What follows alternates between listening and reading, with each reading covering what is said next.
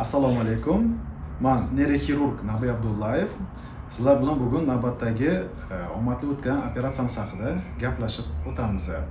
Bemorimiz 33 yoshli yosh yigitdan epilepsiya, ya'ni tutqanoq xurujlari kuzatilgan, kuchli bosh og'rig'i bo'lgan va natijada reanimatsiya yashash joyi bo'yicha reanimatsiya bo'limiga tushib qolgan.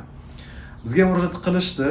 Bizlar to'liq tekshiruv qildik, bosh miyani barcha joyini tekshirdik va tekshiruvlar natijasida bosh miyadan katta hajmli o'sma aniqlandi. Bu o'sma hajmlari joylashgan joyiga qaraganda juda ham katta, juda ham nozik joyda joylashgan. Biz komandamiz bilan o'sha konsilium qilib, maslahat qilib, barcha nima desam, plyus minuslarni hisobga olgan holda bemorga operatsiya taklif qildik. Bemor operatsiyaga rozi bo'ldi va undan keyin biz operatsiya o'tkazdik.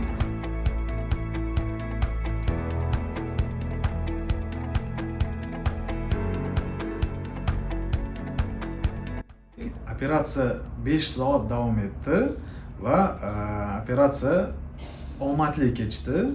Bizda bu yerda eng katta yordam bergan narsa bu klinikamizdagi zamonaviy tibbiy anjomlar borligi va undan ham eng muhimi jamoamizning tirishqoqligi va yuqori tajribasi hisobiga operatsiya omadli kechdi. Hozirda bemorimiz o'zini yaxshi his qilmoqda.